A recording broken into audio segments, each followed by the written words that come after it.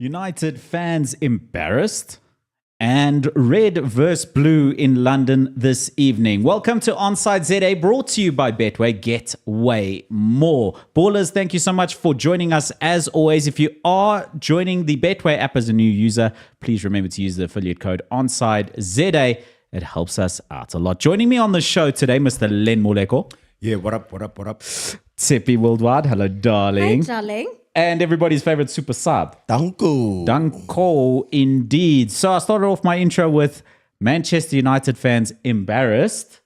Should they be? The coach says they shouldn't be embarrassed. The coach is wrong. A win is a win.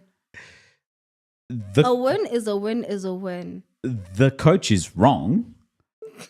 And again, Relief that you're in another final. Yes. But how? And again, embarrassment is a feeling, right? So the coach can't tell you how to feel. That's the bottom line, right? As a United fan. Yeah. I would like to think. Well, he's trying to say the bottom line is Manchester United are against Manchester City in another FA Cup final. Oxalai. Which is true. And also, has he done that bad? Yes. Define bad. Okay, what is your issue with Ten Hag? The embarrassing thing is that on Sunday, there was a very clear gulf in quality between two football sides. Quality. This is what I mentioned last week on the show, saying there's a big gulf in quality between these two sides. Manchester United should be favourites. However, these sort of things could backfire. Yep. And we saw that gulf in quality, and Man United should have run away with that game. Yeah. Then when the manager begins involving himself in the fixture, i.e. substitutions in the second half, tactical changes when you're 3-0 up, then the fixture starts to run away from you against the side who are not necessarily performing in the championship. You're talking about Manchester United against Coventry City. Mm-hmm. They should not be a threat. So, yes, I think that the manager should stand up and be counted for being ineffective. But I think more important than his comments after the game are Sir Jim Ratcliffe's comments after the game saying, Man United fans, please be patient. We can't do this in 18 months, let alone in the few months that we've been here. And what does that mean? Does that mean now that that other German guy there, Eric Ten Hag is not living, or he's saying there will be changes? But why did I read a story that Ratcliffe was having a chat or has organized a chat between himself and Tacho? Yeah, they were those talks. Yeah, there are rumors that Thomas Tuchel's in talks, but okay, I rate Thomas Tuchel. Lemoleko, he's all right. No, I'm listening to the general sentiments on the table with regards to I think that's the game. So I personally feel in cup football, it's a win is a win is a win. Should AC Milan be embarrassed about what happened in, was it Istanbul? When Liverpool beats them on penalties after leading 3-0 after at bottling the half-time. 3-0. Yes. Should they be embarrassed? Forget that. In a Champions League final against Liverpool, no, you shouldn't be embarrassed because it was a terrific performance. Yeah. But against Coventry City in a semi-final, Like, why don't we put respect on Coventry?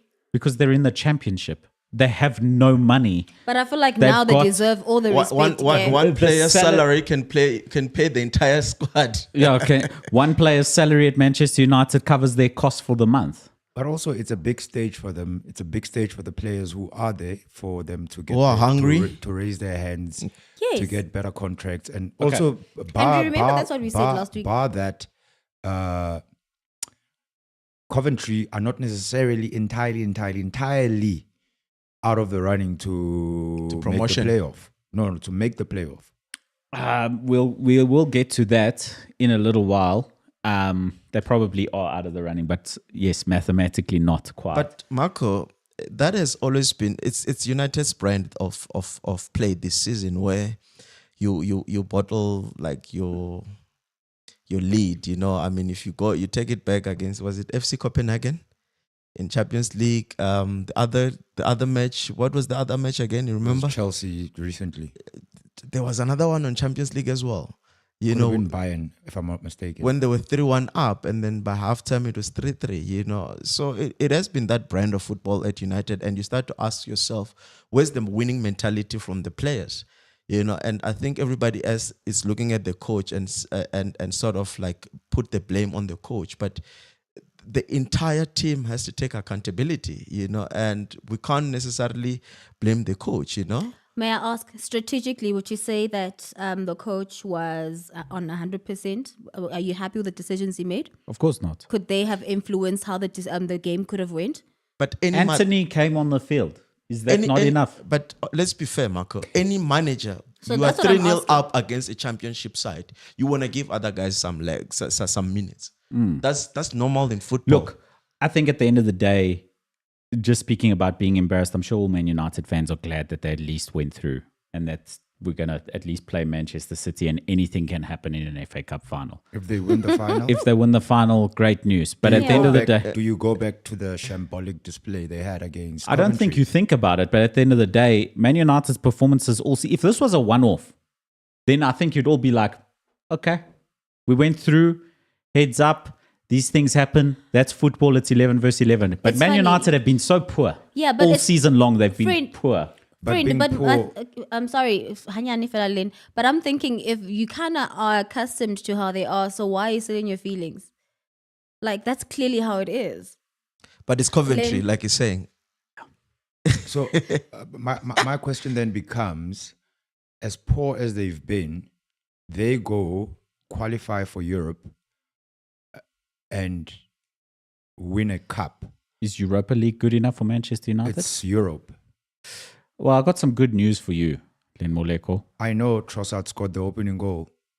What I was saying was, look at his face starting to light up. Is a cup. Don't hold it, my friend. Is a cup, and being in Europe, a better return from a season versus a Spurs who will walk away with nothing, versus maybe an Arsenal or Liverpool already have a trophy. City can walk away with nothing. City can walk away with nothing. Would that be quantified as a successful season for Man United, despite the shambolic displays that they have done throughout the season? There's your answer for you. No. Right? Would you rather win a game playing poorly or lose a game playing really well? And everyone always says, I'd rather win a game playing poorly. But playing pretty does not always win you things. Yes, but there's a difference between pretty and a shambles. And Manchester United's in a shambles and they need to improve. They're the biggest club in England, one of the biggest clubs on the planet. They're on par in terms of club size with the likes of Real Madrid. And speaking about Real Madrid, how good are they? We'll get to that. We'll get to them. The point I'm trying to make, or what I'm trying to find out here is, have we now come to, because Real Madrid have their style of play. Man City have got their style of play. So does Bayern, a host of other teams. Bayern, as we look at them now, they go and win the Champions League. Would you say they had a shambolic of a season because they were very piss poor this season? According to their standard, many would say that. Yeah. But they go and win the Champions League. Is it a poor season? Second place in the Bundesliga and with the biggest shambles. Margin that... After winning 5 consecutive titles. Yeah. Are Bayern Munich fans more upset than Manchester United fans right now? So maybe only because they're not used to it. If I'm saying if Man United go, so let's paint what do you call it? Let's paint a make-believe picture here. All right. Liverpool go and win the league. City walk away from the season with nothing. Man United win the FA Cup. Who are the successful teams from the season? Do we rate success or do we rate like... You're as good as your last game, then. We are playing very well. The Big Ebby saying Man United going to penalties against Coventry is like a Ferrari drawing in a drag race with a Polo GTI. But you don't know what's underneath the Polo's hood. That's the other thing. Yeah, but we know what's under Coventry's hood. Coventry. But I think there was... no. It's on face value, yes. Am I wrong, Super Sub? Am I wrong?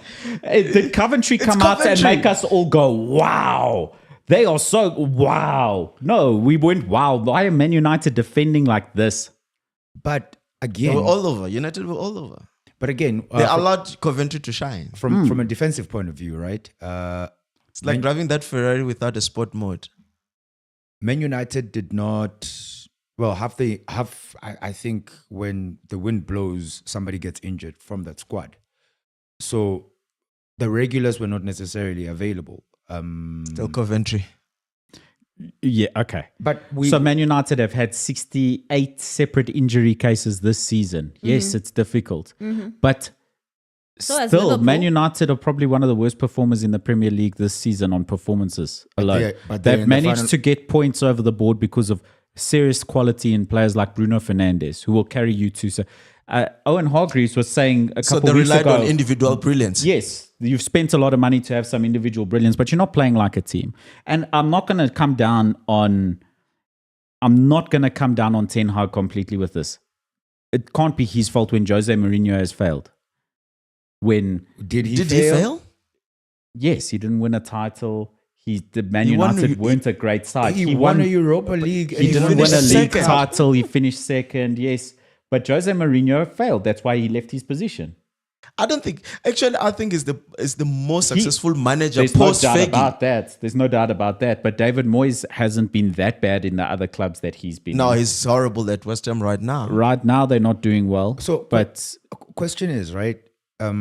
they won a European competition for the first time in how yeah? long under him last season. Yeah, he's So what I'm saying is Louis van Gaal, Erik ten Hag, Ralph Rangnick, Ole Gunnar Solskjaer.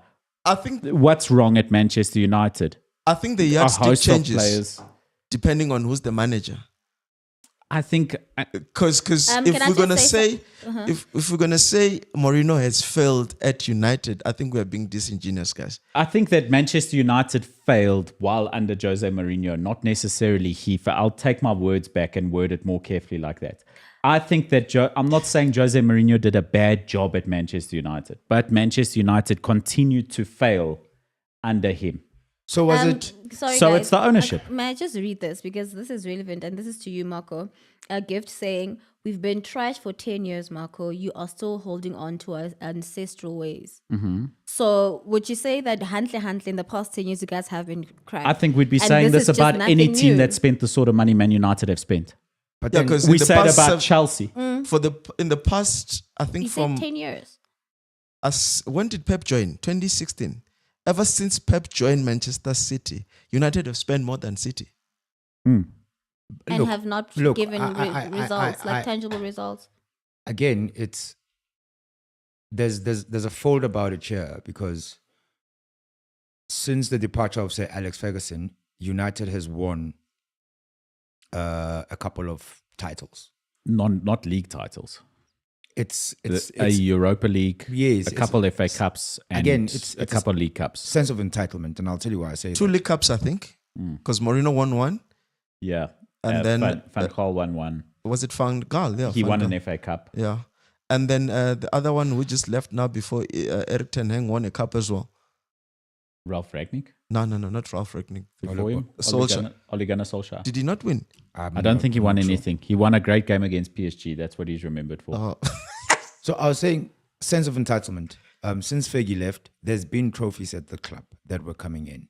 And also remember, this is a club that comes from, I almost want to call it dictatorship management that they've had, because they've had the same manager for donkey's years before probably any of us here were born. No, I was. I think most of us were. You were born and you were already matriculated, my friend. When you started work. I was 3 years old. You're changing your stance today. I was 3 years old when Sir Alex Ferguson. Wait, 3 years. Yes, I was Okay. 3 years old. When we spoke the last time, I was speaking about Italia 90. Then I was 5. Difference. Nah, Anyway. you don't get it, but it's okay. Same with Arsenal.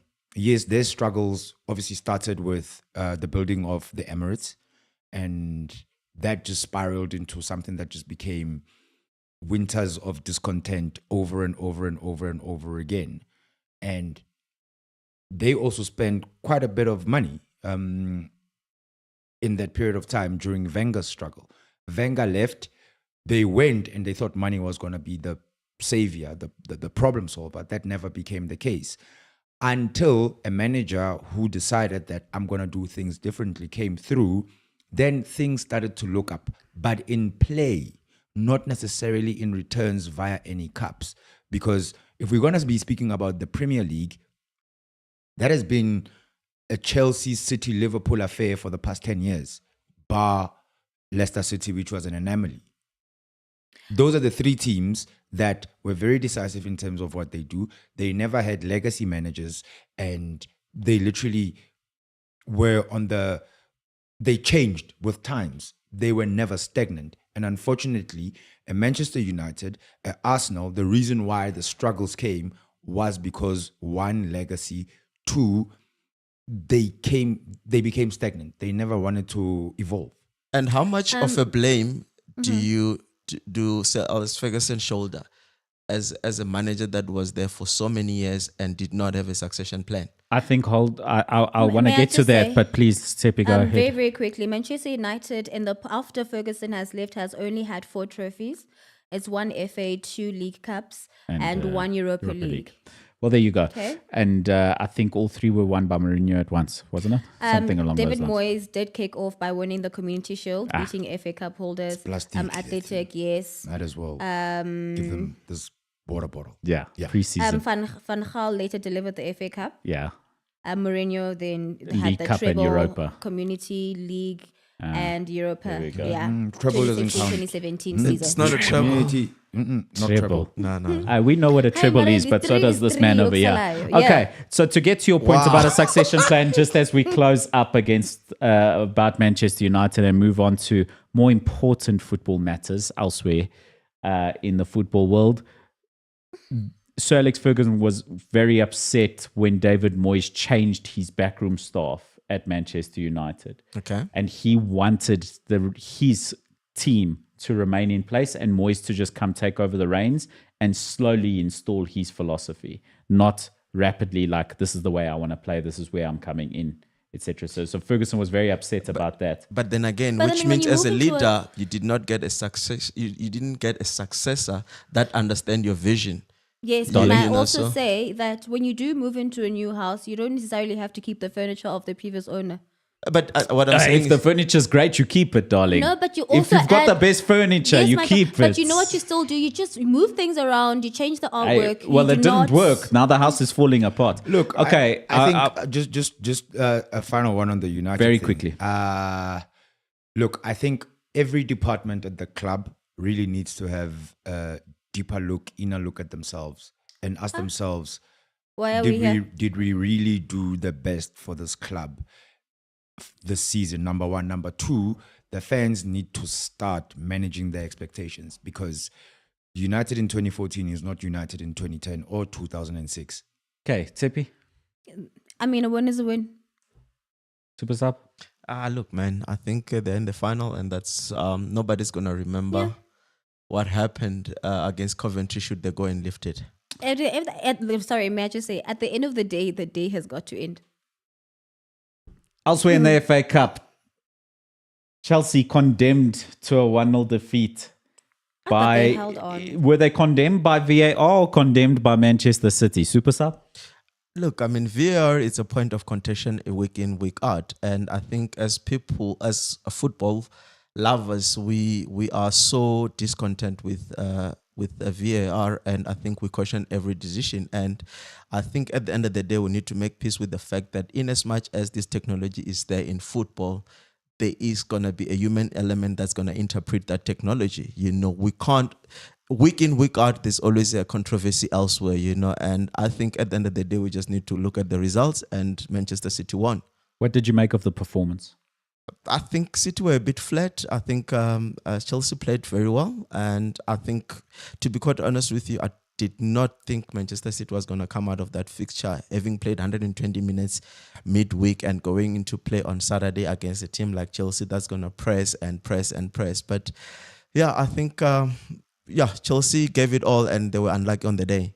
Chelsea struggling to finish Len Moleko? No, Nicholas Jackson is struggling to finish. No, I feel like, and There's a actually, difference. Shame, you know what? Can we also condemn just how, the racism that was also like involved there? Yeah, of course. That is just not okay. Not acceptable. And I Yeah, mean, no. we can sit and laugh and discredit a player on his quality on the But football pitch, but no. we'll never discredit a player based on race or No, any definitely, other but- stereotype. Yeah, But that's but- just but- nonsensical. It's out of hand. Yeah, it's out of hand. Going onto the football pitch, again, Nicholas Jackson, the 1 week you're fighting to take a penalty, the next week you're not proving why you should be trusted with such duties. The amount of money they paid for him, the return is not really there. He's been one of the weaker players at Chelsea this season for me, I feel. Had it not been for Palmer, Chelsea would probably be somewhere down there wrestling it out with the Lutons and the Knots of this world, trying to stay afloat. I mean, what's crazy is that a bold statement? It sounds insane to say that Chelsea could be in a relegation battle without Cole Palmer. But if you count the goals from Cole Palmer, he's a leading top goal scorer in the league. Yes. More goal contributions than anyone in the league. Yes. And Chelsea are 10th Yes. or 9th at the moment. Or, Take away around his there. goal. But he can't carry the whole team. Also is he on What his I'm own. saying is Is that he contributing He is. when it No, matters? immensely, yeah. Oh, yeah, because Chelsea can go away and win like a 5-0 game. Yes, and then he's got 3 And then he's in, got- that, yeah. in that game. So that be also fair. plays a part, you know. He's scored without him- more. I think he scored more crucial goals for And Chelsea than the. How many okay, penalties were there as well? It would be scoring very Scoring interesting. a penalty in a 1-0 win is still scoring a crucial goal. I think it would be interesting to do an analysis on the points return of Chelsea were you to remove all of the contributions from Cole Palmer, just for an evaluation of where Yeah, it you would be would interesting, estimate. It yeah. would be very interesting because Chelsea are not performing well on the numbers, but we've seen them play some games well. But Cole Palmer has been a revelation. Yeah, because if you see players that are on that number of tally in goal contribution, their teams are up there. If you look at Ali Watkins, and your Haaland, their teams are up there in the top 4, and that's why I'm saying, like, I do agree with you that with the contribution that he has, Chelsea are way below. Absolutely, especially a below. team So like Chelsea. as I'm saying, without Cole Palmer, I think Chelsea would literally be in the relegation dogfight. And of course, Chelsea and Arsenal a in comment action here, guys. tonight. Arsenal still leading 1-0 at the Emirates. An assist from fantastic Rice to Leandro Trossard. Chelsea looking down the barrel of another defeat. Won't impact their season far too much anyway. They're going to have to stick with Poch. There's no changing manager now. Nope. They're going to have Can they afford to change even if they want to? Nah. They don't have the money to change. But Nope. why change Poch? It's not the issue. They've got a young side. Hopefully they come back next season and do better. Yeah, Look, sure. on the issue of Poch, I've said here many a times and slandered him, deservedly so. But on Saturday, it was not entirely his fault. The way he set up his team, the team was set up to beat Manchester City. They were supposed to beat Manchester City, but at that current juncture, was Poch now supposed to go and score the one-on-ones? You can't. You can't blame the manager in such instances. Because True. he set up his team properly. So Chelsea, I feel, have they almost, I want to call them, they were enemies unto themselves, because it was literally in their hands to go qualify to be in the final of the FA Cup, and between them and Man United, I think they would have had a far better chance. Or one would rate them to be like, okay, Over cool. United to go through, I think, on the standard of current play and how Man United perform against the top sides and how Chelsea have tended to perform against the top sides. course. I think that Chelsea would be slight favourites to lift the FA Cup trophy. Yes, and that's exactly Darling? what I said last week, because and I even mentioned that, City can do without, an FA final, and he was like, but we Man City and whatever. But we were also anticipating that Chelsea was going to come in guns blazing. Like he's mentioned, it is quite unfortunate that, that's what happened.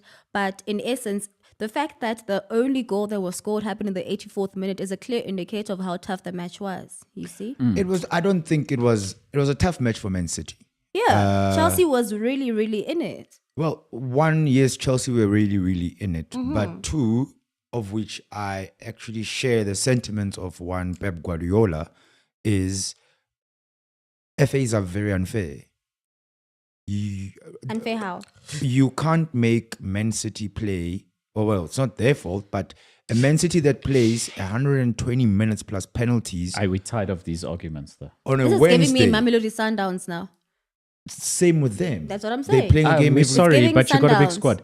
Darling, That's what happens when you're successful. Okay, yes, you say we've got a very big squad, right? Have you noticed the minute Pep Guardiola or Rulano Mokoena in this case tweaks the squad around, then they struggle to get results. They struggle to get results because I the chemistry but and they the won a treble combinations last are not season. there. They won a treble last season. does They come played with the same number territory. of minutes. But same number of minutes granted, but were there games today and tomorrow, like, why was the Chelsea Man City game not put for Sunday? I don't know. I don't know. tell you. It's Gives the them an calendar extra day at the end for of the rest, day, yeah. and just because one person is not able to perform optimally because they have other obligations, should not then affect everyone else. And it comes with territory. Unfortunately, if you are going to be in Champions League, be in FA, gunning for number one position on the league, it is what it is. But right? but those situations can be mitigated by just moving a fixture. Yeah, I think you know, better planning. They could have I done agree it. with Len, you know. Surely Man calendar. United could have played the Saturday game. I Because agree. they didn't have but at any the end of the games day, midweek. Man Coventry City didn't are have through. any games Yeah. midweek. And also on that point, what do I want to say? It must not escape me now.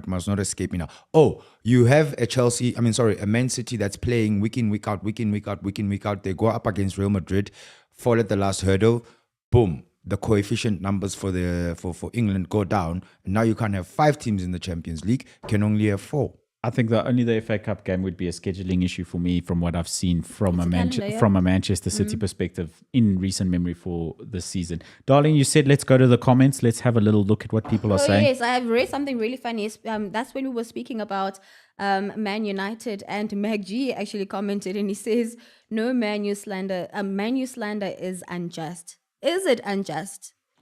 Hey, MacG. You must just watch Arsenal that way. leave everything else. That was here. hilarious. Yes, Marco, you may Legendary me continue. saying super sub Palmer can score penalties unlike Bernardo. Little shot at you. Yeah, no, legendary me, I'll take that, bro. Like, I've never been, when that penalty was taken, I don't know if you're going there, but yes, it's when that penalty was taken, for some reason, for a second there, I thought, oh, okay, maybe there's a retake or something. Maybe he had something and just kicked the ball. And I've never seen such a poor taken penalty in my entire life. But he made up for it. Yeah, he did. Look, I mean, again, and when he scored on Saturday, you can see that with the celebration that it really, really meant something. It was coming from a deep place, and that's what you need from players, to come back like that after they've done a mistake like he did, because that was like poor of him, But penalties are a gamble. You can either score or not. Interestingly enough, with regards to penalties, I was reading something, can't remember where, and that goalkeepers, most penalty takers think that goalkeepers stand in the middle or will stand in the middle. So they avoid trying to kick straight. So they pick a side. But I thought he was trying a penanka. But Wait, but I'm isn't not- that I'm- what Williams AFCON? Remember how he would always be in the middle? Is that what he was assuming? No. So Because he would always be in the middle and you move not slightly. so no. So if you are in the middle as a goalkeeper during a penalty take, Yeah. and you don't move, that shows lack of effort. Okay. You need to pick a side. But most players are reluctant to kick straight because they think that 3 out of 5 times, I think that's the stat that I was reading. 3 out of the 5 penalties that are taken, a kicker thinks, a goalkeeper thinks a kicker's going to go to the side. The other 2, they think they're going to go straight. But chances are they so end up 60%. not going that way. It was actually something interesting that I read with regards to And that. this goalkeeper session was brought to you by Gigi Buffon. Guys, no, when else did we have a rant? I've retired. Hey, it's been a long time. So that's a wrap. Up today. That's a wrap of the FA Cup talk. Obviously, Manchester City will be challenging Manchester United in an all-Manchester FA Cup final. Once again, the second season in a row at Wembley on the 25th of May at 4 p.m. Are we excited about that match? I wouldn't say overly so. I'm a Man United fan. He should be. It looks like another trophy for their cup. I'm excited about the FA Cup final. Finally. No, come on, man. It's another trophy for the cup. That cup is already at arrogance. That cup is already at Etihad. What are you saying? Woo, Arab money. You see what it does. Let's move on. Premier League. I've got an issue with that, but story for another day. You know, when okay, Marco, I think we've eaten enough time. And Marco is not having it, eh? Yeah, no, he's not. I'm trying to move on from FA Cup. Remind me one day to tell you about my issue with that. I've got a bone to pick. Okay, honey. The fans are going to be excited to hear this. They can't wait to come. Rant away, friend. No, I'm not ranting. I've got an issue with people calling an investment an Arab or oil money. What is it? Oh, lo. Let's hear it. Is it gold mafia money? Friend? No. Listen to what I'm saying. When it's Americans investing in teams, it's not labeled as Western money. But when it's the Arabs, you call it Arab money. But what is it? There's a bad connotation about that I don't like. Because of how much they spend. I think so. But why is it an issue when Arab money is being invested in football compared to Western money? Friend, is football only made for the Western? Friend, I understand, you know what? I understand your sentiments, but in this case, right, it is money and it is coming from the Arabs. And I've got an issue with that. And I understand what the connotations might mean something. I get it. You are westernized. It's not, I'm Southern. You're not wrong. I understand the sentiment. Let's move on. Okay, FA so if Cup, it was coming from Asia, so once then we're gonna start calling it Chinese. Let's move on. Okay. Premier League football. Arsenal still currently head to head as the first half is closing off between Arsenal against Chelsea. Len Moleko, your thoughts on Arsenal's title push? Obviously, the weekend's fixtures really big for Arsenal. Man City skipped a week of fixtures. It allowed both Liverpool and Arsenal to win their games. Easier ride for Arsenal. Liverpool seemed to struggle. It didn't look like Liverpool were going to get all 3 points, but they managed to get over the line in the second half as per Liverpool. I think Fulham were poor. They tried, but they were poor. From the minute I started watching that game, it looked like a Liverpool win for me.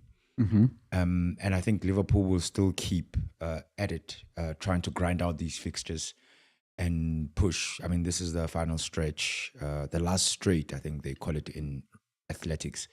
So Liverpool will push. Whether you want to call it blessing in disguise, they're out of Europe. They are not in any cup competitions. So all they have to worry about is play. Much like Arsenal. Granted, but again, out of the three, I think Arsenal have the tougher run in than Liverpool and City. And Man City only have one fixture more than Liverpool and Arsenal at this point. Yeah, it's only an FA Cup final, which is after the season finishes anyway. Yeah, and the other thing as well that you look at is this is actually a very defining week for Arsenal. 2 London derbies. Potential banana slip, Anyway. either one of them. Yeah. But I still think, even with that, there is a potential that even losing a game or drawing a game, they won't completely be out of the title race. I agree fully. I still think there's 3 banana slips that are still going to happen. With those I agree. And by the end of tonight, though, Manchester City could be 4 points off the pace with the 2 games in hand. But by the end of tonight, points over games. We say it all the time. Yeah, it's always pressure on the team that is catching up. That's the bottom line. And one of the effects of playing FA Cup, playing Champions League, playing all of these different competitions is sometimes you'll find yourself at this stage of the season trailing on points and being like, well, I've got the games to make it up. Well, you have to win those games. Yeah. And I just want to also, a big kudos to Arsenal, because you would remember that they're coming from 2 back-to-back losses. The loss against Villa, remember? And then the loss against Bayern. And for them to come out, score 2 goals, that means that psychologically they are in a good place. that is something to applaud. I couldn't agree with you more, Dete, because I mean, if you look at how Arsenal demise started last season, it was just one game and then it became a ripple effect. Precisely. You know, and this season there's a different mentality with that team, and if they don't go all the way, I think as an Arsenal fan, you still be proud of that team. I agree. With the Villa game, I think almost one eye was on the Bayern game. He was facing on Bayern, yeah. It's hard to say because Aston Villa were phenomenally good. Granted. This is very different to the discussion we were having about Man United and Coventry, and it was like, you know, and guys were saying, why are you talking bad about Coventry? Because they weren't good. Man United were just poor. The Aston Villa Arsenal game was very different. Aston Villa were sensational. They were extremely good. Yes, and even so, Villa is a good side. That too, and it does play in the top and flight. pushing for their own. That too. Look, in Champions League. Others in fourth position right now. Are currently, they? yes. In small portions or pockets, I think Arsenal also gave a decent account of themselves against Villa. Absolutely, especially the first half. But what I'm saying, or what I was alluding to, is I really think because many of those players, or the bulk of them, had not been in that position in the Champions League, bar Jesus, Zinchenko, and Jorginho. Hence, he actually started, I think. So you've got a bunch of babies who are playing against seasoned professionals who have played Champions League many week in, week out. Yes. Yeah. The Noahs of this world, the Gnabry, Harry Kane. I'm sure you'll be hard pressed to find a player who's made as many Champions League appearances as Thomas Muller. Exactly, Muller as well, you know? Yeah, so I just feel like experience won on the night where Champions League is concerned. Of course. Back to Premier League, what Super Sub was saying, what he alluded to, Arsenal's crumble at the end of last season, it seemed like the confidence shot out of them. How important was that win on the weekend to get Arsenal back on track and like back in this title race, let's be honest? I'm not so worried about Wolves. The worry for me, like I said earlier on, it's the two London derbies. Depending on how they get out of the two games, that will determine their mental for wanting to go all the way and winning this title. Well, so far, so good. Super Sub, you have something to say? No. Very, very Continue, quickly. Marco. So Arsenal is leading currently. Trossard scored a goal at versus Chelsea. Yeah. Versus Chelsea, yes. And he just scored another one right now in the 4th minute. So, yeah, he's doing quite well for him. So, it's a 1-0 lead right now for Arsenal versus Fantastic. Chelsea. Yeah. Ballers, having a quick look at your comments here before I move on. Neo Isaac saying Man United not winning anything with Anthony in the squad. Hey, Neo, you just know what you're talking about, man. Always here, speaking sense. NK saying there's 115 reasons why they would win the FA Cup. Speaking about Manchester City, of course, as a Man United fan, fully agreeing that they are favourites, of course. Arab money is Arab money, says legendary me. Yes, read the and other Neo one. Isaac saying oil money doesn't legitimize the trophies in the cabinet. MacG. Not And Gift Real G saying Chelsea will come back against Arsenal, bunch of bottlers. What is this? The violence. Gift Real G, I can't remember you, Man United fan, eh? Hey. As a Man United fan, I'm rooting for Arsenal to win the league. I'm sorry, I don't want Liverpool and City to win it. Yeah, look, it's a tough one to call. If you're a brave man, if you're a betting man, I wonder which horse you're gonna go with in this race. But it can go either way. But so far, so good. Elsewhere in the Premier League, let's have a look at other upcoming fixtures. Obviously, that's the lone fixture for tonight, but a good bulk bunch of fixtures tomorrow evening, where Wolves will take on Bournemouth in a bit of a nothing fixture there in terms of it's closing, it's coming to the end of the season, Yeah, players no are one tired. Like every position means money in the league. Yep. So finishing 10th versus finishing 11th versus finishing 9th, etc., is a difference on the pockets of the club. But in terms of the players, it's not the same level of motivation as when you're in a relegation battle or pushing for European football or a title. Yeah, so those then become very tricky fixtures to actually pick on your Betway app when you're putting your slip together. Because like you said, on paper, they are nothing fixtures. But not necessarily nothing fixtures, because there are players from those particular clubs who at the back of their minds, bar exhaustion and fatigue, want to go to Germany for the Euros. And this closing end of the season probably also assists a coach from whatever country that's qualified for the Euros to also be monitoring some of those players and saying, yo, you in my plans for when I announce my squad for the Euros later in the year. Now in June. So looking at the previous head-to-heads, a win, a draw, a loss for each side in their past 3 fixtures. Bournemouth losing 2, winning 2, drawing 1 in their last 5 fixtures. And a quick look at Wolverhampton Wanderers in their last 5 Premier League fixtures. The loss to 6. Arsenal, a loss to West Ham, 2 draws against Burnley and Forest, 2 struggling sides, and a loss to Aston Villa. So based on current form, Wolves underdogs in that fixture, but they're at home at Molineux against Bournemouth. Tough game to call, like you said. But the last 6 matches that they played, they lost 3 of those matches at home also. So I don't think a home advantage is going to be a factor here. So in terms of my Betway picks, I would have a 1x2. Wolves win or draw. I'll go with a Bournemouth win. I see a draw. Crystal Palace against Newcastle. Palace have been playing ball. Newcastle pushing for European football, but Palace have been playing ball. Yeah, Palace have, I think some level of confidence was probably injected into them after beating Liverpool. And they've got an attacking side. And, the quality up front. Eze is big, right? Yeah. Yes. He had a great performance against West Ham. So with all the struggles that they had, I think it was the injuries that was a deterrent for them to actually find the rhythm and the mojo that they showed in their past 2 games. Be it they're just trying to consolidate their season, but they're just playing great football. And the manager will probably be looking at the side now. And I think a bulk of the managers who are safe for next season, what they're looking at, even though we spoke about dead rubber games and nothing games, the bulk of the managers are looking now that, okay, end of season, who am I offloading?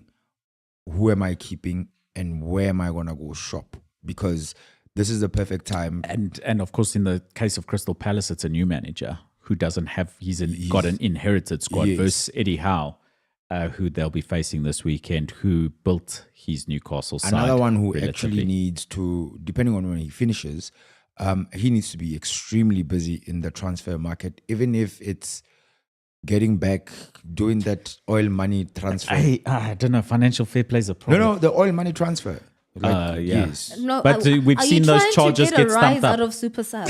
Hey, Are you trying to get a rise out of this man?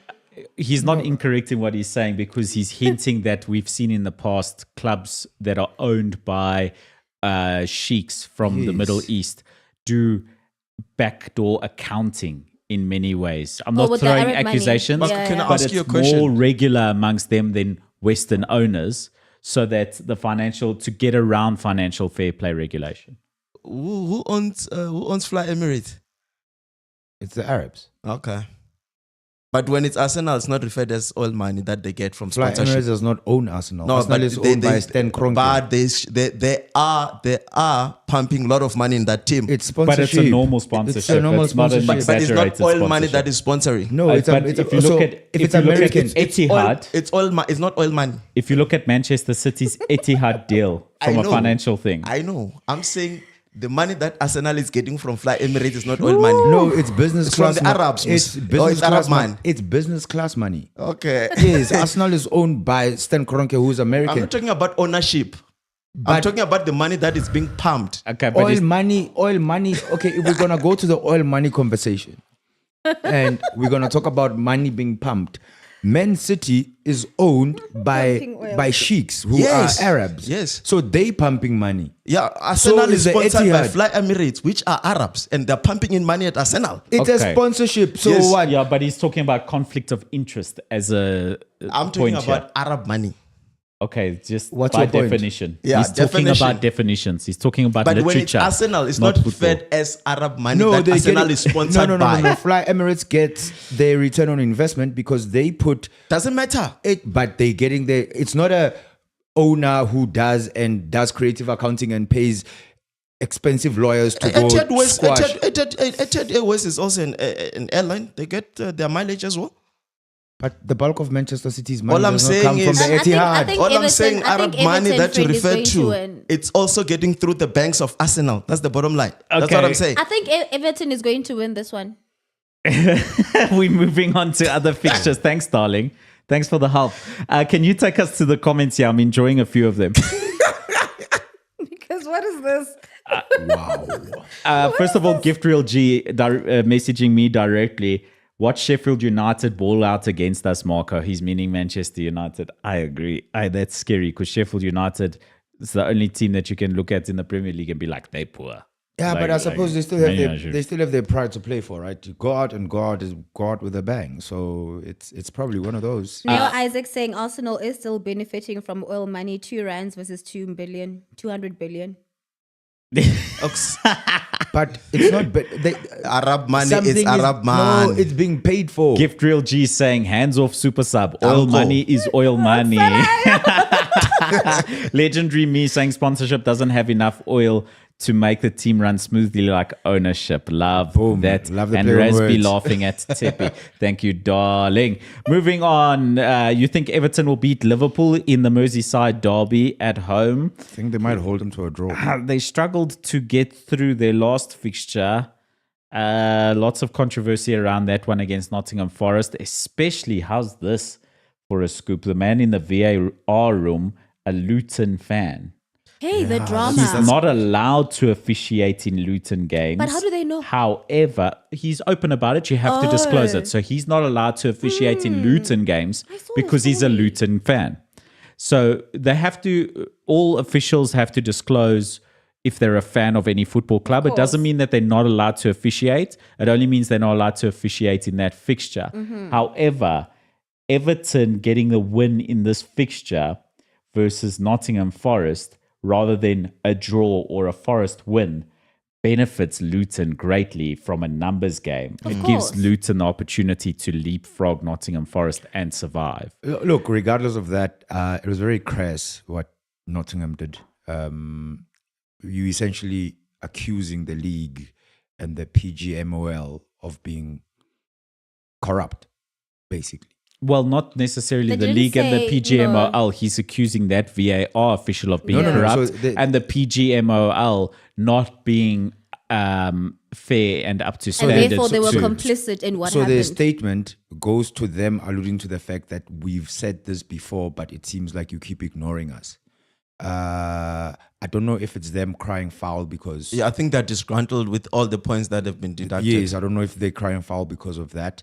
And they've literally opened up a can of worms because now all the other teams in the league, all the other 19 teams, if the Premier League or the FA/the PGMOL do not take drastic action against Nottingham Forest, what stopped Man City or Arsenal or Chelsea or Tottenham Hotspur or whoever next time to say, actually, like, yeah, you guys are ished because you did this. If you don't sanction it now, you are literally pouring a whole lot of oil that people are gonna slip on. Yes, but even so, when a super sub, when I'm into a lane, the PGMOL still needs to take some blame because it does say here that they claim that they had warned the PGMOL that the VAR official Stuart Atwell is a Luton Town fan. So this was something that they were made aware of. So as much as you are saying that they are opening a can of worms and now everyone is just going to have,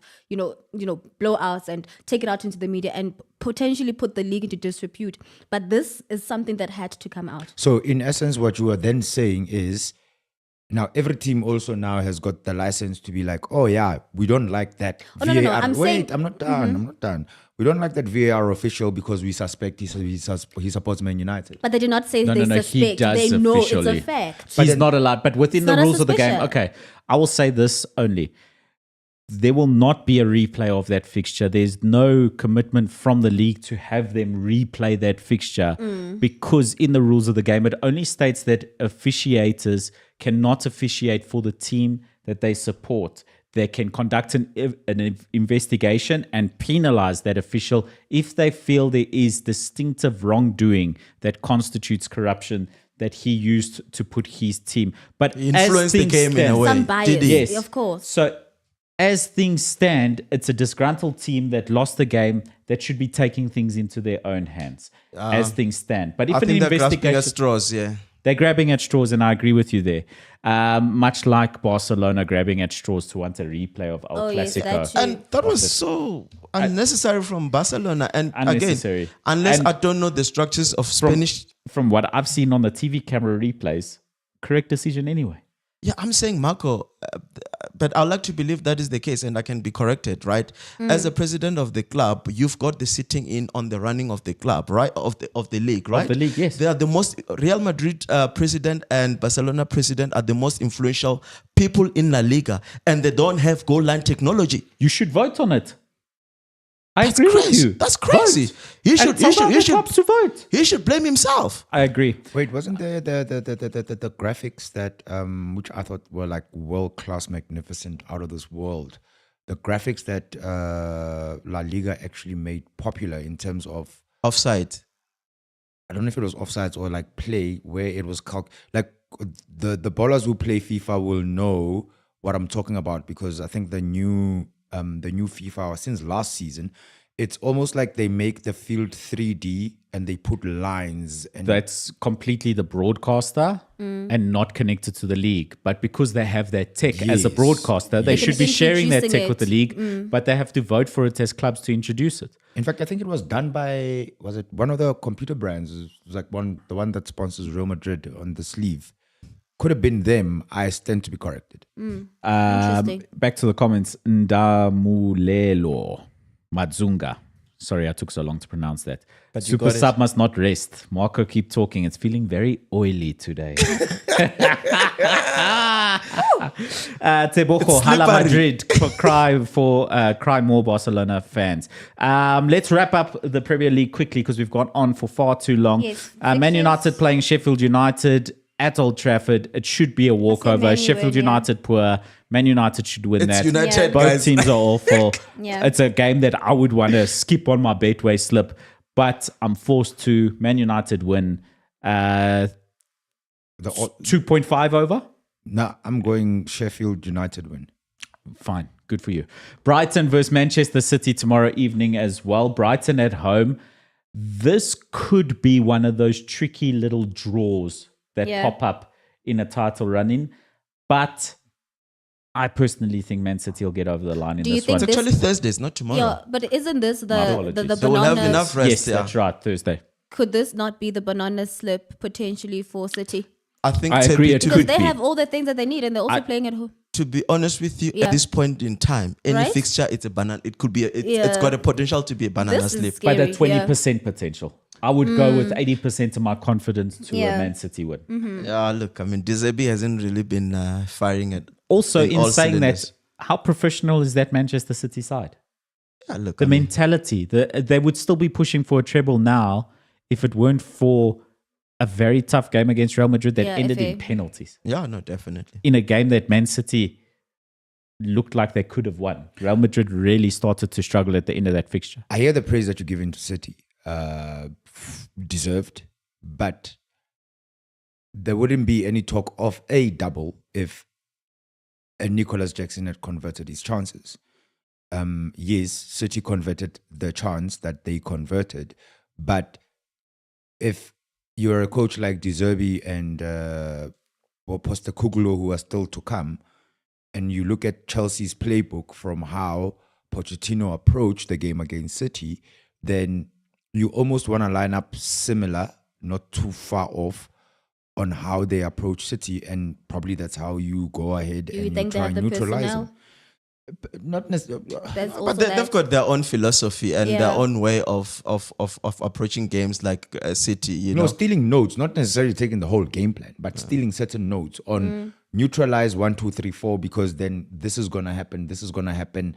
Low block, high block, middle block, side block. yeah, definitely, I agree with you. Yeah. But however, they're not going to be facing a a City side that has just played 120 minutes against Real Madrid.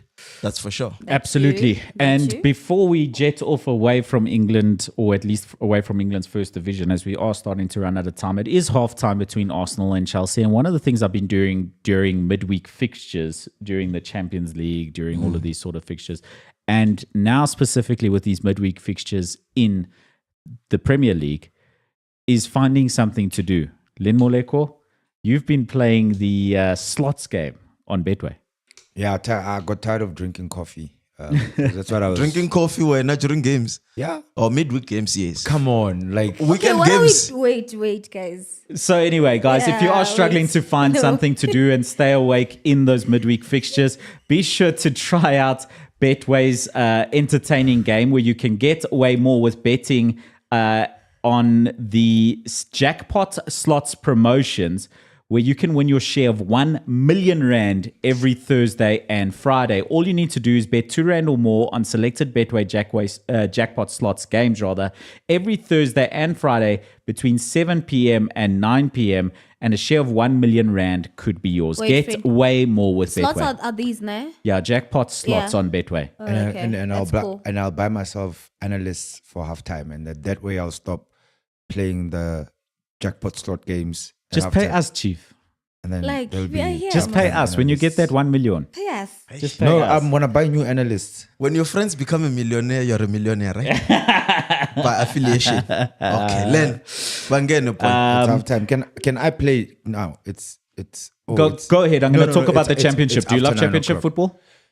It's after 9 o'clock. Yes, So it but it's doesn't fine. count right now, but it's also Tuesday. So you need to do it on a Thursday or Friday night as well. So this Thursday between 7 p.m. and 9 p.m., jackpot slots, baby. Okay. I'm going to be playing 2 rand or more. So I've got that chance at $1 million. Let's move over to the second division. It's been a hotly contested discussion about teams in this division so far. My goodness. But championship promotion is...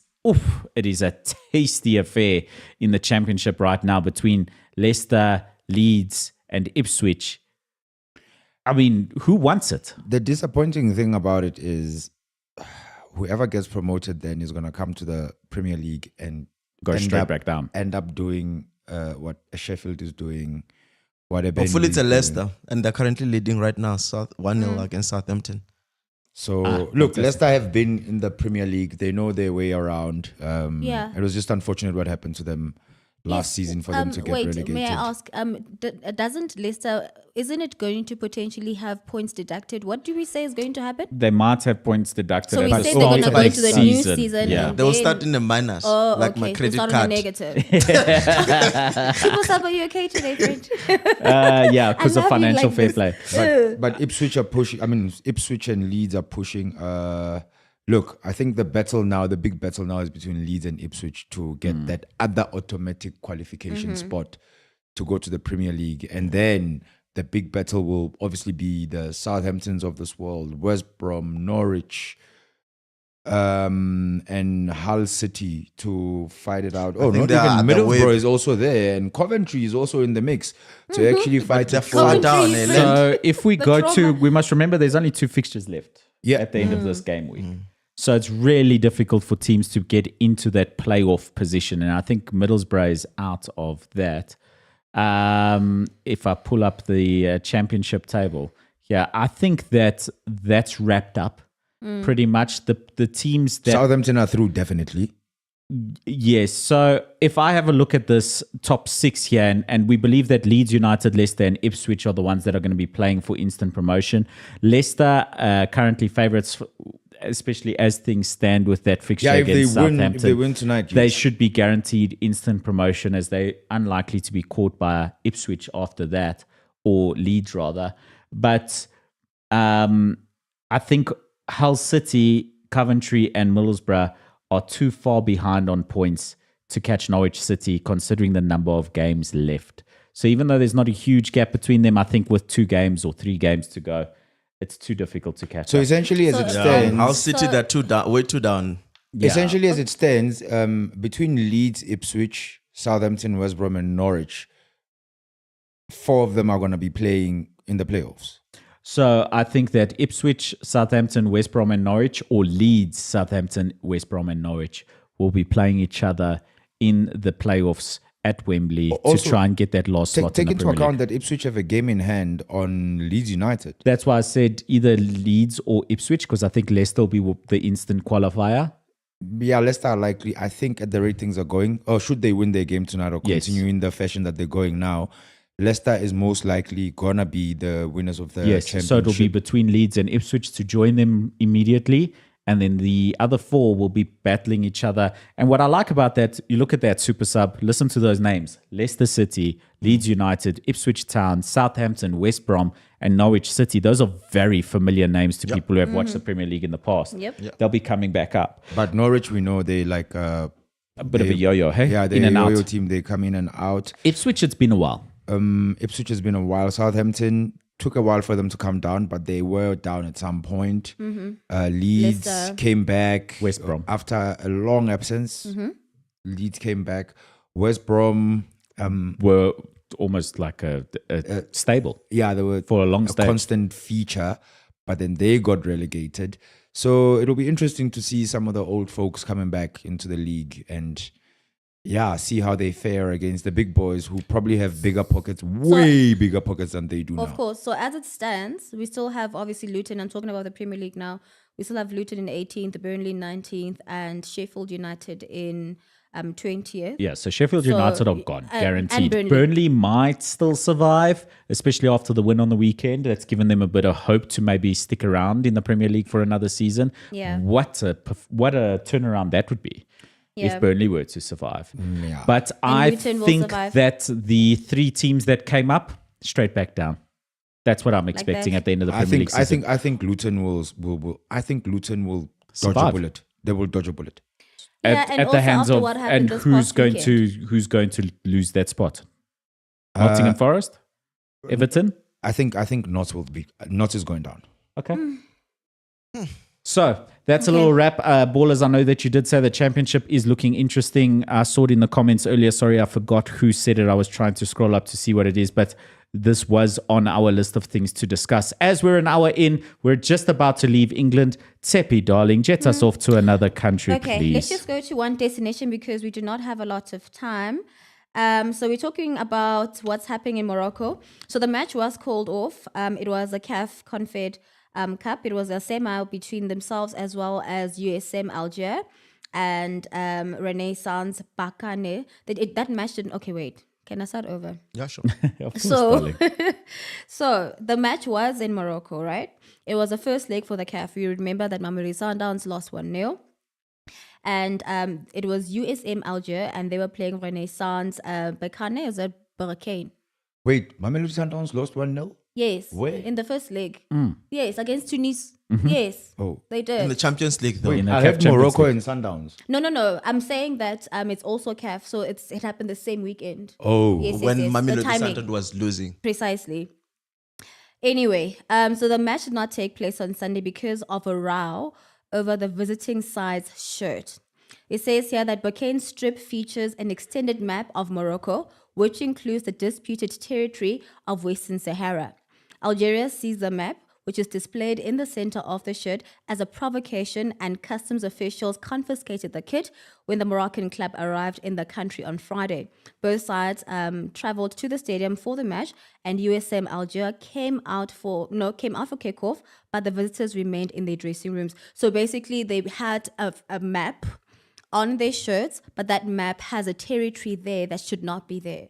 Does that make sense? So in protest. It's a protest, So in protest, they were like, no, you are being disrespectful. And the stuff was taken and the match did not happen. I'm not personally familiar with those politics enough to say whether I think it's worthwhile or not. It might mean a lot to that region. Obviously, I'd have to do more research. China-Taiwan issue. But us as football fans, South Korea issue. It's one of those. For us as football fans, it's always disappointing to see politics ruin a game. I hate it, and I've said this in this podcast that I don't like it when politics interfere with the game, and unfortunately, it looks like they're intertwined. You can't separate them, But I agree. Okay, moving on.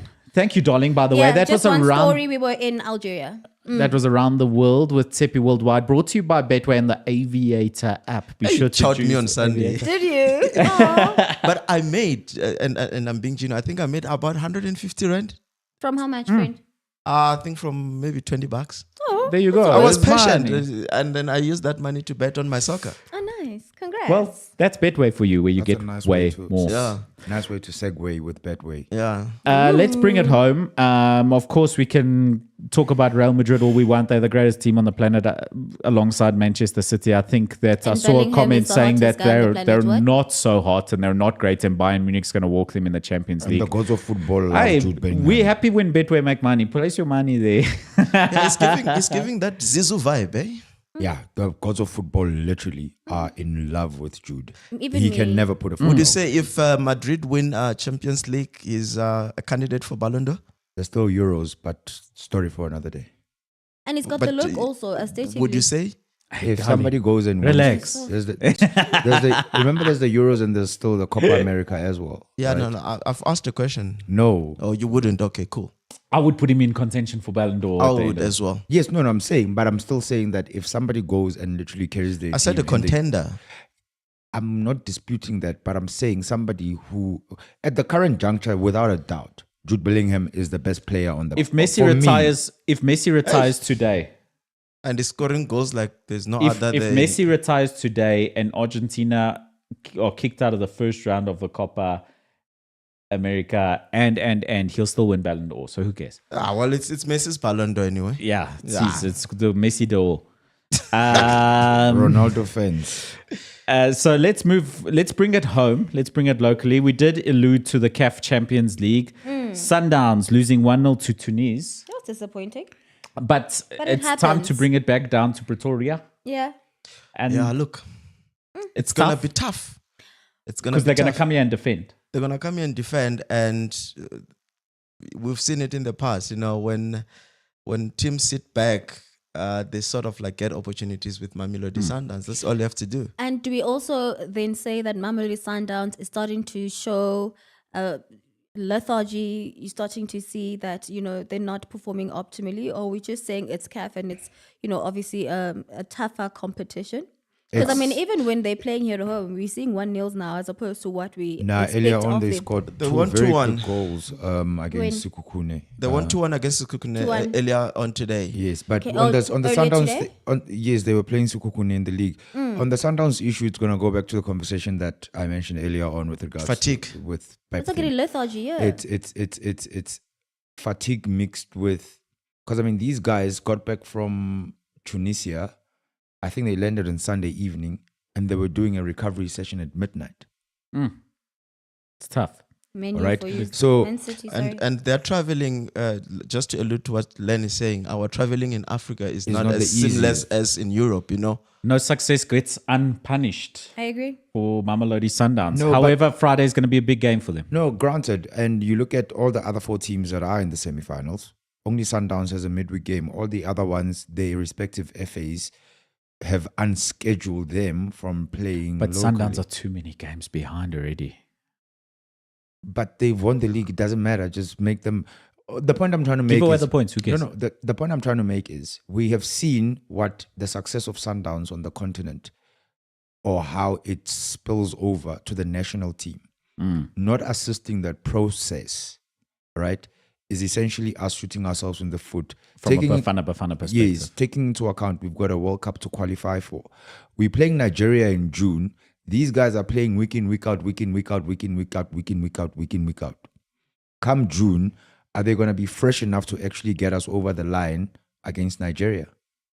And that's why we should not put all our eggs Taking in one into basket. account the majority of the Bafana players, actually more than 60% of the squad are Sundowns players. And that's what I'm saying. You can't put all your they've eggs in been one here basket. before and they've qualified us. So Unfortunately, it's not Bafana's fault that all the eggs are in the Sundowns basket. No one else is coming to When the you party say- in the same way. They've been here where? Why?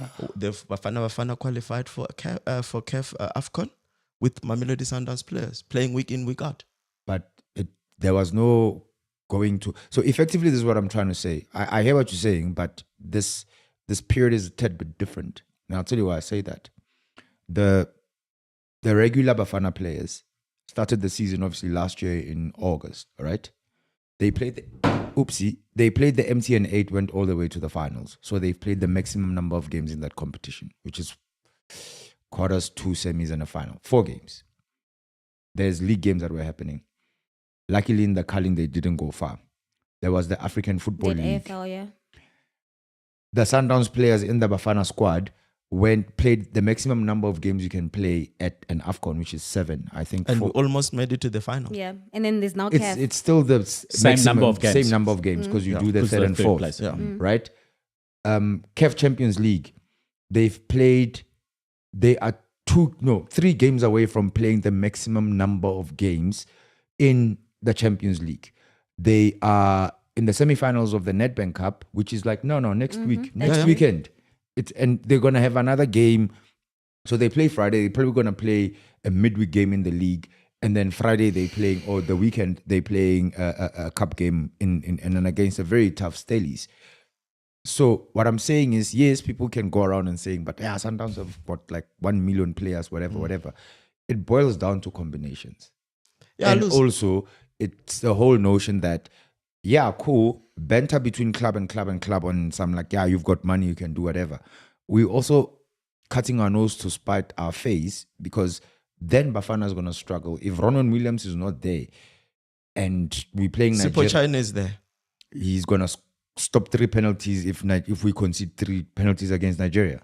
Well, he stopped Mamelodi Sundowns from winning the MTN 8 final. Okay. So a lot of comments here alluding to the fact that Rulani made whole changes today. Oh, yes, and it was the B team that went on and got points so Angu anyway. was on goals as well. Yes. So, look, as a South African, as a proud South African, I'm not necessarily a Sundowns fan. I think ballers have seen me here in a Chiefs shirt enough times to know that. You're a Chiefs fan. But I'm a Sundowns fan on Friday, for sure. Yeah, and again, also, I mean, I agree with what Len is saying, but I think also Nigeria it's just one game. You know what I mean? But it's one very important game. Yeah, it is. I agree with you, and it's not an entire tournament. Which I think we can take console on. Look, we haven't been at a World Cup in a very long time.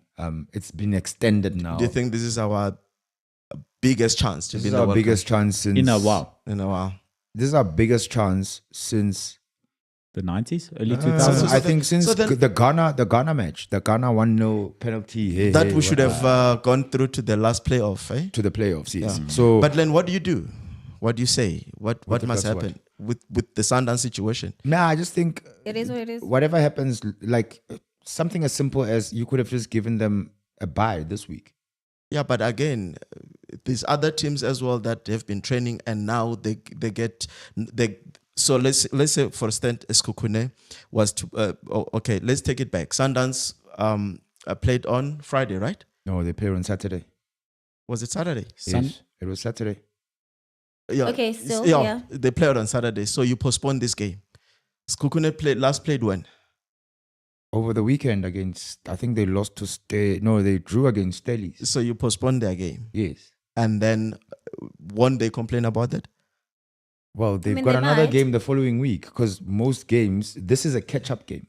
Yeah, but again, what I'm saying is there will always be that gap where somebody will have to sit and wait for Mamelodi Sundowns to catch up with Mamelodi Sundowns. But that's exactly what's happening with a City right now. That's basically the same thing. No, the City one, look, I see the quagmire that the FA and the league have, because if you push the City game to Sunday, which I think it should have been done, then it's a quagmire for Chelsea, who are like, I play Sunday and then I'm going to play on Tuesday again. Like, how does that work? They just move that game to Wednesday. Yeah, but again, if you postpone games, Mamelodi Sundowns will end up having like maybe 5-6 games to catch up. In the last 2 weeks of the season. In the last 2 weeks of the season. Look at because the season has to wrap up at the end of the day. Look at the calendar and align it accordingly. That's what I'm saying.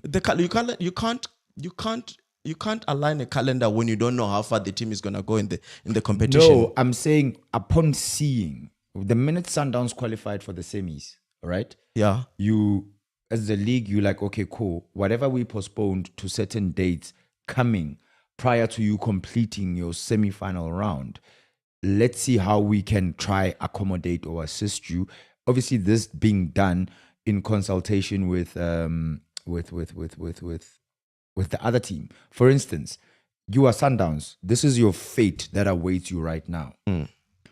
On Friday, you play against Esperance. Yeah. On Tuesday, you're playing against Chiefs. Yeah. On Saturday, you're playing against Telis. Yeah. So what do you do? Because now let's say 7 days. Yeah, those are 3 teams. Listen, I agree with you. But then again, you postpone today's game. There's a game waiting. On Saturday, on Friday, they still have to play. If they go all the way, what happens? It bottles up. It's not fair, but there's no option. There's no option. I think the league is doing the best they could under the circumstances.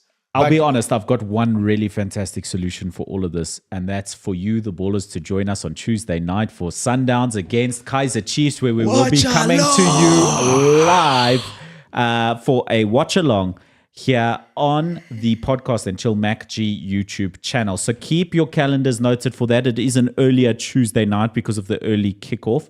So we will be here for another watch-along with you on Tuesday, the 30th, for Sundowns against Kaizer Chiefs. I can't wait.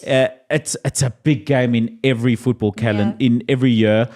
Don't pull a face, Lemoleko. It's a big game every year for this in terms of you pulled a face. No, I just wanted to say the following day is a public holiday. That's all I wanted to say. No, you pulled a face. You pulled a face. And we know what you mean. We're not delusional. You are right. And Ballers, once again, thank you so much for all the updates. Yes, 2 goals in 5 minutes for Arsenal means they're 3-0 up.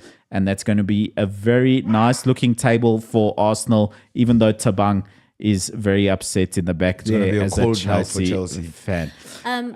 Guys, the one thing I'm concerned about, and I did touch on this a couple of weeks ago, what is happening there at SuperSport United? He doesn't want to qualify for the... but it's too much No, now. at this point, no. 9 games without a win. There's something wrong there. We need to call Gavin and ask him if he's okay. What's right at Sikukune and at Stelis? Actually, what's wrong at Chiefs? There's so many narratives. I'm just what's wrong with Chiefs every week. Talking about Super Sport. Come on, why are you taking us to Chiefs? What is this? No, I'm just saying. I'm concerned about SuperSport. Different houses have their problems, and Kevin we want to know what's happening Hart is at the home. playmaker of this show. You know, he came and sat in that chair. He's our friend. Please. We need to check on our friend. No, I'm really concerned. You know what I think happened? Yeah. My personal outlook in this, and you can see the flip of it unraveling in front of your eyes. I think the departure of Thabo September and Kwanele hurt SuperSport United a lot. Thabo But we September know left him, the but we know development. Gavin to be able to do. Who are the coaches at Chippa United? Resources. Oh yes, yeah. So the departure of those 2 individuals, I think, has a lot to do with where SuperSport United find themselves right now. In more positive news, Chippa United climbing the table up to 8th now.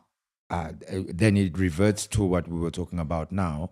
Their fortunes started changing when they acquired the services of Kwanele Kopo and Thabo September. Hey, but Chippa has been cooking this season. Who were And playing Didn't beautiful they beat football. Pirates the first game? Yeah.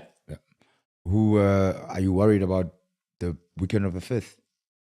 Because they are playing Paris. Nah. Okay. We are Orlando Pirates, man. What are you saying? We score 7 goals, sometimes 3 goals. Oh, flesh in a pen. Oh, okay. So, yeah, since the 2 of them actually found their way or made their way to Chippa United, that being September and Kopo, they've been doing very well, and obviously under the tutelage. Chippa has their goalkeeper is the one who also took us out of the quarters. Yeah, well, look, goalkeeper, yes, He even got man of the match, didn't he? Yeah, I get that, but I think more than anything, the much of the praise has to be given to. Yeah, because he's been there before. Yeah. Magashim is shining, guys. Can we allow the boy to shine? Much of the congratulations or the big ups has to be given to Morgan. And him actually stepping away from the coaching role, saying, I will technical direct this thing. Smart. And then going to recruit Thabo September and Kwanele and getting them to be in charge. I think it was an excellent move. And because I think he's a great technical director, not per se a great manager. Well, you can be one and be one, and yeah, maybe they'll call him from because he's done well again as well when he was at Swallows, at decent Swallows. at Swallows, at Baroka as well. Yeah. Yes, because that's where we know him from. So clubs, because I mean there are rumors making, or the rumor mill is suggesting that there's a wholesale of changes coming at Kaizer Chiefs. They might be looking for a new TD. So if they can bump the cheese up, they can probably try recruit him to go And fix the problems that are happening. I don't think that could work. Speaking of Chiefs Supersport United, Saturday, Kaizer Chiefs, Supersport United, 10 games without a win for Supersport. For both of them. Would you be surprised to see a 0-0? Do we even have to watch that game? Or Does that fixture even have to take place? It's Just give them 1 point. I was about to say they have to honor the fixture though, but yeah, They it's can a draw. walk on the field, shake hands, and then we'll go home. No, I feel The like sponsorship Supersport is won't be gonna win happy. this one. I'm man Luna. What's wrong? It's gonna end as a draw. Yeah, I it's see a gonna be a win. lovely draw. It's gonna end as a 0-0. draw. Yeah. No Guys, I goals. see a win They don't for No score. Supersport. Yeah. They don't score. Make some money. Bet. The last time I said bet 0-0 on a Kaizer Chiefs game, what happened? Did they You win? won. No. They Pirates scored won the derby. 3-2. 3-2. There was 5 goals Flesh in in that a game. pen. It's only three goals. I love Come your on. energy today. What is Speaking of energy, Friday, PSL, TS Galaxy versus Morocco Swallows. And with Richards Bay picking up points against Chiefs, that has implications at the bottom of the table, with further implications now with Cape Town Spurs against Richards Bay on Friday as well, which could have some sort of impact on the end of the season. I think the way it's looking now, Spurs straight gone. I think Spurs They're gone. we can start They writing. 8 points now, too much at this Nah, point. I they're mean, out. they had that little run of form that ended. We can print the obituary. Yeah, we can. Yeah, we can Shame, write the man. obituary. Yeah, They're shame. gone. The interesting Who part else at the is bottom? So it's Richards Bay are 6 points off of Swallows. So Richards Bay, even at this point, also looking like they could be the ones in the playoffs playing against the runners top one up there, yeah. and the third place of the Motsepe Foundation I League. think that as things stand, I really see Richards Bay going up against Amatax and JDR Stars, because the way Magezi FC in the NFD/the Motsepe Foundation Championship, the way Coach Clinton Larson is going about his business, and he just opened up a 5-point lead at the top, if I'm mistaken, if not 4 points. Going about his business, he's definitely gonna get automatic promotion. So it's Magezi for Cape Town Spurs, and then Super Sub, quick one. Friday's fixtures. It's TS Galaxy against Swallows and Richards Bay against Cape Town Spurs.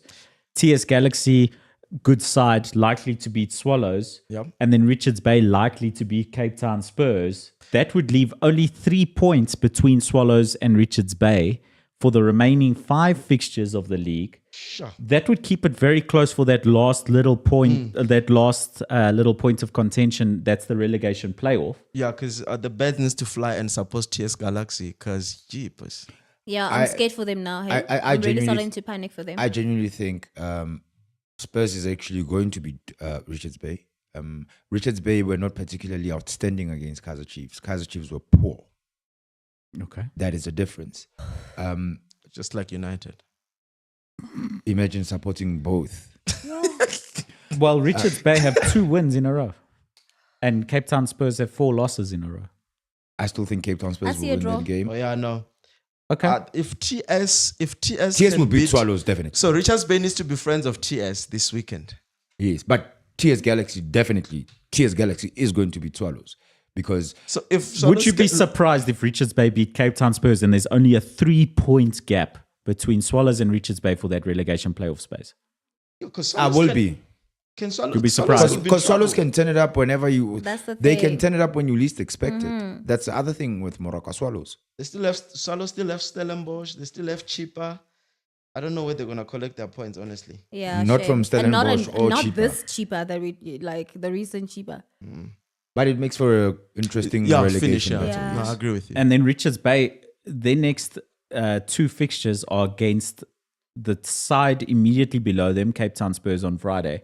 And then on Tuesday night, when we'll be doing the live watch along between Sundowns and Chiefs, Richards Bay were playing Amazulu, who's only ever so slightly above Swallows. So they've got 2 easier fixtures. However, their last 3 fixtures are really tough. They have to travel to Pirates, travel to Cape Town City, and host Stellies for their last not 3 getting those fixtures of 9 the thing. points. So they need to make. So the they best need to of make the- sure against Cape Town Spurs and That's it. Amazulu. Exactly. Because Pirates is eyeing that second position as well, so they're not gonna look at dropping any points. They're gonna throw everything that Is they it the have. one that they're occupying currently? They're No, occupied Oh no, third. Stellies went This back is- to the second spot. Yeah, because yes. they won against Stellenbosch won over the weekend. Who were they 2-1. playing? I think it was. Was it Sikukune? It wasn't. Was it? it Sikukune? No, I think they drew against Sikukune. Yes, they drew against Sikukune. I just forgot who Stellies were playing against the weekend. sorry. Yes, That's my because wasn't it TS Galaxy? Oh yes, because Sia Dramovic He had was still, something to say. about Well, after every referees. game, he's got something to say. Oh, he also went off at Steve Barker, a gentleman of the game. I No, wouldn't- come on. Who goes off at Steve Barker? Play Well, he same did. as Sia Dramovic. same as Franco, who went off at Orlando the Pirates. Abramovich guy is quite vocal. You I've know, never seen him to be. go off at officials, not Orlando Pirates. You can't go and say no. They only scored because there were 10 men. Come on now. Speaking of going off, ballers, thank you so much for joining us here on Are we all Onside out? Yo, it today. was a very intense show. Hey, That's why it's time. We're wrapping up. I need to go finish Arsenal's game. It's done. That my friend. No, I'm gonna watch it in the car to watch the rest of the game. Guys, we will cover Nedbank Cup. It's not this weekend anyway. On So the we'll 5th of May. Yeah, The so first weekend of the we month. will talk about Nedbank Cup when we are back with you for that watch along. Don't forget to join us on Tuesday, the 30th, for Sundowns against Kaizer Chiefs with the watch along. And joining me on that one will be Len Moleko, Tepi Worldwide, Yes, Super Sub, and darlings. perhaps a little surprise along the way as well. So thank you so much for joining us. Thank you to you as always. Thank you, Len Moleko.